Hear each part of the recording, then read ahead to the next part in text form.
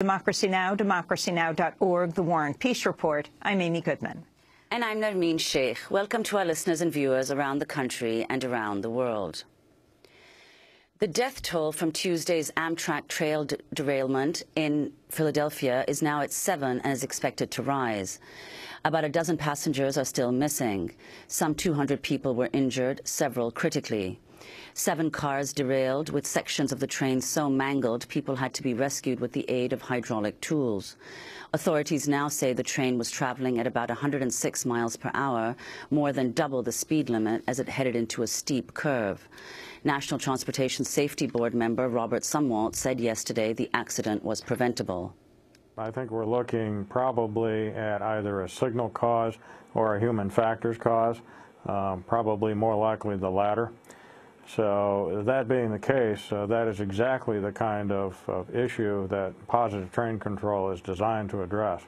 And as such, if it turns out to be one or both of those causes, positive train control would absolutely have prevented this accident.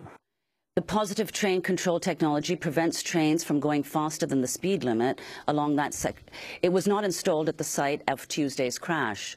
Federal rules require the National Rail Network to have an operating positive train control system by the end of the year, but in March, the Senate Commerce Committee voted to extend the deadline for implementing the new technology until at least 2020. Just hours after the crash, the Republican-controlled House Appropriations Committee rejected a Democratic amendment to offer $825 million to speed up positive train control implementation. In addition, the committee voted to cut Amtrak's budget by $250 million. Rail advocates have long called for the United States to greatly increase its spending on the nation's rail infrastructure. One recent study estimated $21 billion is needed to repair and replace existing rail assets in the Northeast Corridor. To talk more about the accident, we're joined by 2 guests. In Washington, D.C., Edward Whitkind is with us, the president of the Transportation Trades Department of the AFL-CIO, which represents 2 million transportation workers, including the vast majority of Amtrak workers. And in Denver, we're joined by David Sirota, senior writer at the International Business Times.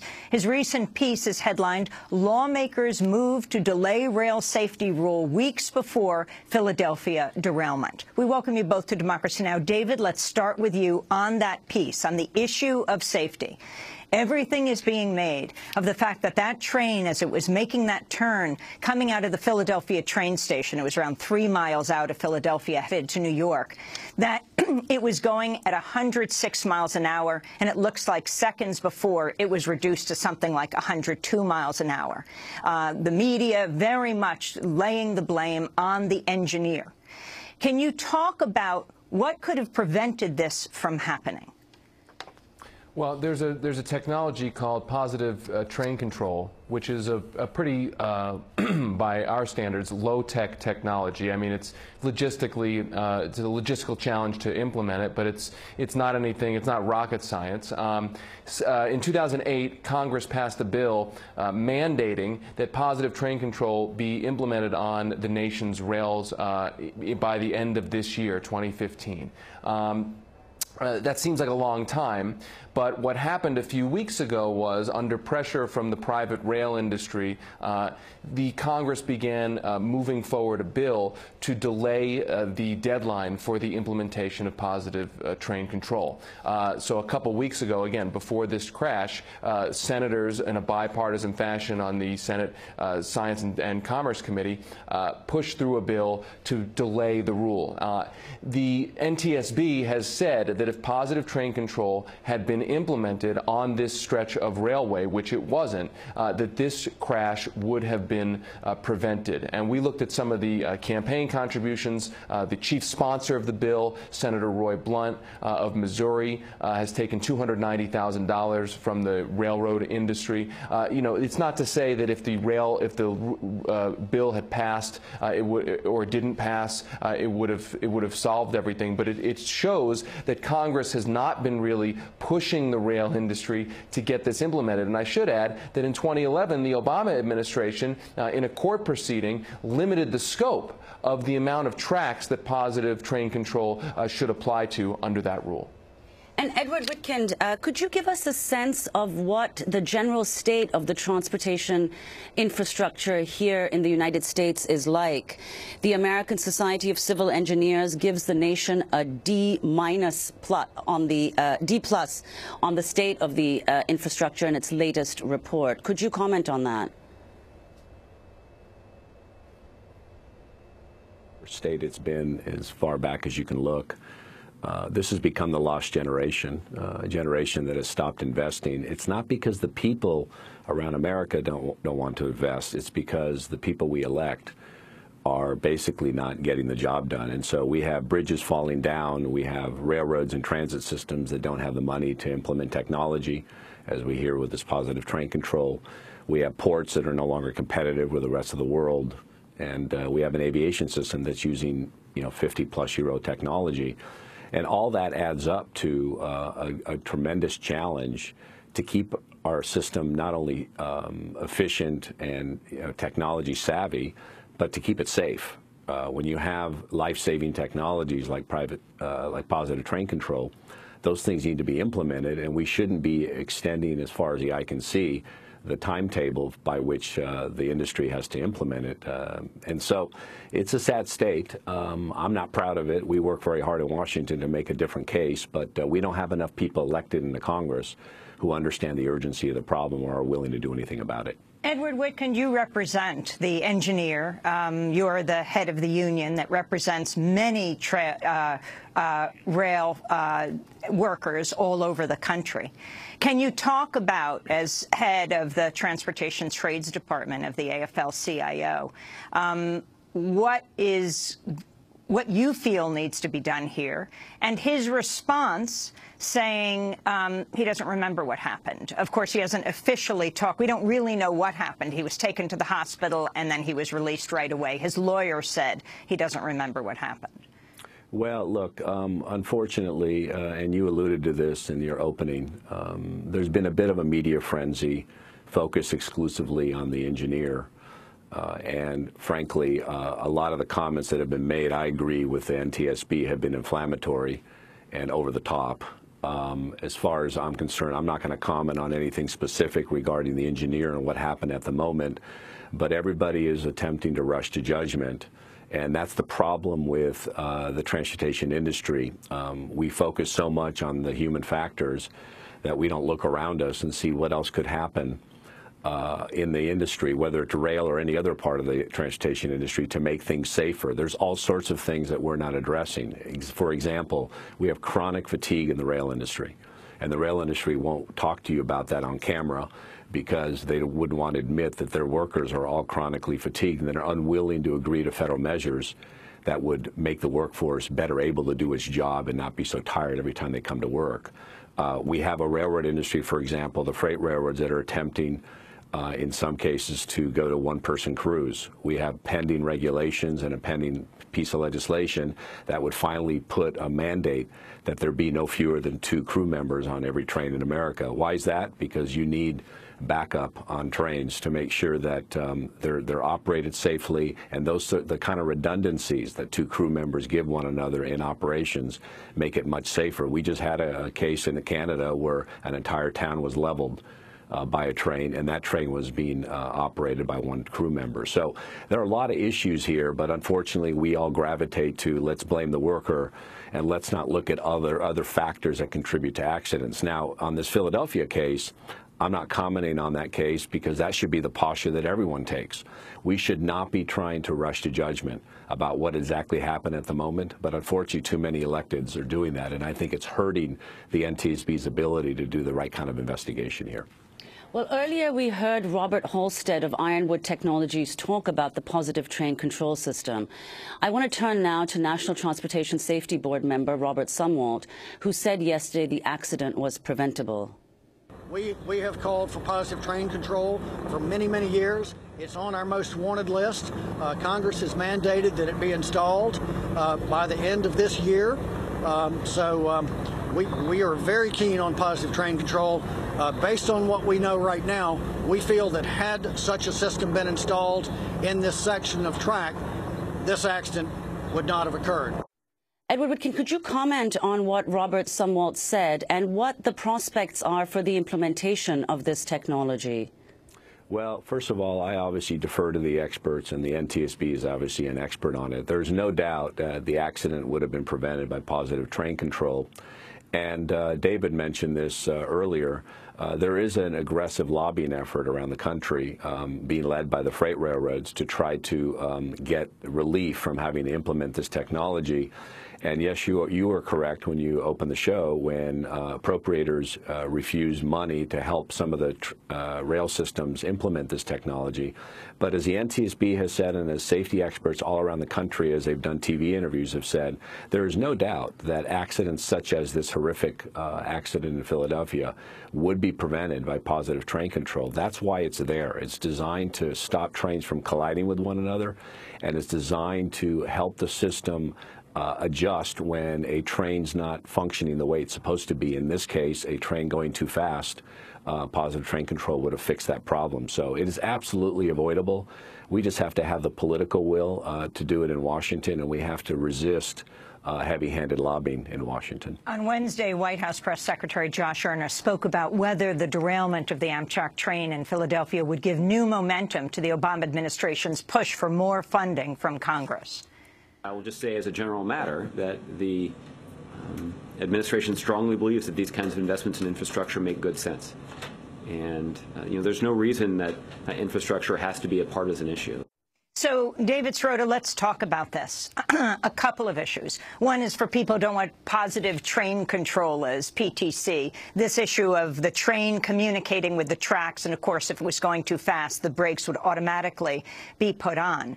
But the Obama administration calling for far more money going into public infrastructure.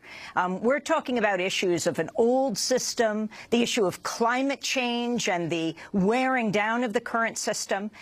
Can you start off by talking about how the U.S. compares to the rest of the world when it comes to transportation systems? The Northeast Corridor, doesn't it fund the rest of a lot of the rest of Amtrak because, in fact, it's extremely profitable? And if the money is pulled out of it, as the Republicans are pushing to do in the House Appropriations Committee yesterday, if it's privatized, it would be extremely valuable for some private corporation. Absolutely. The stats are pretty stark here. The Economist, not exactly a super liberal publication, looked at some of this, found that the United States spends about 2.5% of its GDP on infrastructure. Europe, on average, spends about 5% of its gross domestic product on infrastructure. China is spending about 9% of its GDP on infrastructure. I think obviously in terms of the age of its economy, we should be comparing, the best comparison is probably us and Europe. And the fact that we're spending roughly half of the percentage of GDP that Europe is spending on its infrastructure tells you a lot. The World Economic Forum ranked us as number 23 in the world in terms of money and maintenance of our infrastructure and how much investment we put into infrastructure. So, yes, the answer is we are definitely trailing much of the rest of the industrialized world, and part of that is a safety issue, part of that is an economic issue in terms of not just maintaining infrastructure, but building new infrastructure to move into a 21st century economy. We're relying on old infrastructure that we're not really willing to make the investments that experts say is necessary. I mean, experts say that we need to be putting in at minimum another $20 billion a year in investments on our infrastructure, and we haven't done that. And this is not a partisan issue, as I've heard said, which is exactly right, that if you look at polling on this, I mean, Republicans, Independents, Democrats in the country at large say they support more investment in infrastructure. It's a political problem in Washington where this kind of spending, because it's not sexy, it's not glamorous, is getting crowded out. Well, I mean, the comments of the Republican Congress members yesterday, hours after this train derailment that hurt hundreds of people, killed we don't know how many at this point, but at least 7, saying you don't know what caused this. So we are not going to let it get in the way of cutting hundreds of millions of dollars from last year's Amtrak budget. Edward Witkin, the issue of climate change, I mean, mass transportation being a very important answer to that. I think I saw a figure yesterday out of Northeastern University. The U.S. spends $1.4 billion on trains. China spends something like $124 billion on trains. We've made a lot of the 106-mile-an-hour train. The train was going at 106 miles an hour. That is very serious for a Northeast Corridor train making a turn. But, I mean, we were just broadcasting from Japan. The bullet train goes hundreds of miles an hour. What about all of this and this issue of how you see, you represent millions of workers, how you see it turning from a political issue to a popular issue, since clearly most people do support this kind of investment? Well, thank you. The problem is that, you know, elections have consequences. So when you continue to elect people that don't understand the importance of these kinds of issues, you get the results that you get. David mentioned some polling. Just on Amtrak, the vast majority of Americans in all parties support more money for Amtrak. We have, for those that don't know, the tunnels through which we travel in our Northeast Corridor, there are 4 of them, they're 100 years old. While we're traveling through 100-year-old tunnels, barely being able to crack 60, 70 miles per hour on much of the network, you have China and Japan preparing to put trains online that go over 300 miles an hour. It's not because this is some sexy race. This is about the economy. This is about mobility. This is about who's going to win the economic race in this century. And you're not going to do it using a 1950s infrastructure. And so it's a serious problem. You know, you got public transit systems that are seeing record ridership, that are being forced to cut service and jobs. As I said earlier, our nation's ports, about 1/3 of them can no longer receive the largest vessels coming online because we're not investing in the modernization of those harbors and ports. So it couldn't be a more serious problem, and it's about Washington. If you ask the American people what they want more infrastructure investment. Yet the people they send to Washington are not getting the job done, and so we end up with these ridiculous markups in the Appropriations Committee, where on the day of a Philadelphia wreck, you're seeing $200+ million cut from Amtrak, which is completely reckless and irresponsible. So, David Sirota, what happens from here? That meeting a couple of hours, 12 hours after people were killed and hundreds injured. But that's the House Appropriations Committee. That doesn't mean it's passed all of the House or all of the Senate. And as we wrap up, who are the forces that are pushing to, for example, delay the positive train controls, the ones that are automatic speed controls on the trains, when we talk about the private rail industry?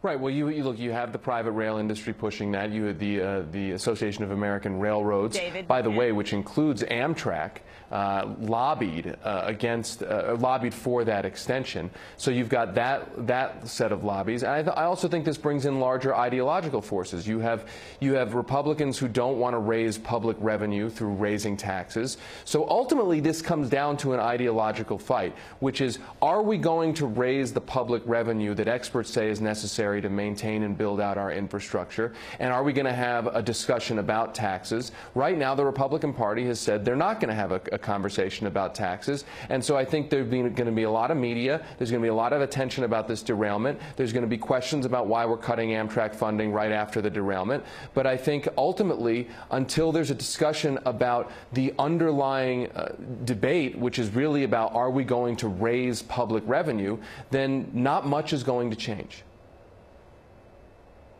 And could you talk about, David, you mentioned the level of investment in Europe and Asia in trains relative to the U.S. How does this affect rail safety in terms of the numbers of accidents in Asia, in Europe, compared to here in the U.S.?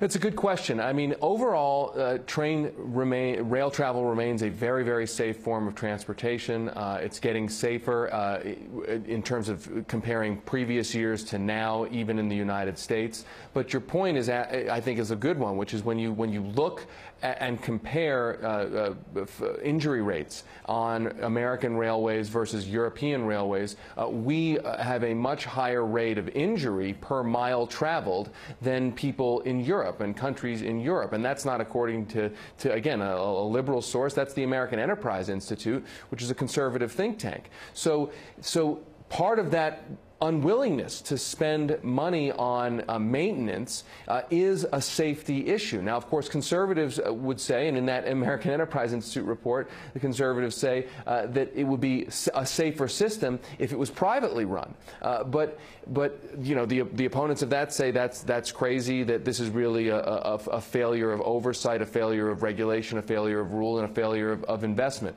The fact is, though, even that debate hasn't really been happening in a nation's capital, where we're not willing to really invest even the basic resources to maintain the current system that we already have. We want to thank you both for being with us. David Sirota, senior writer at the International Business Times. We'll link to your piece, Lawmakers Move to Delay Rail Safety Rule Weeks Before Philadelphia Derailment.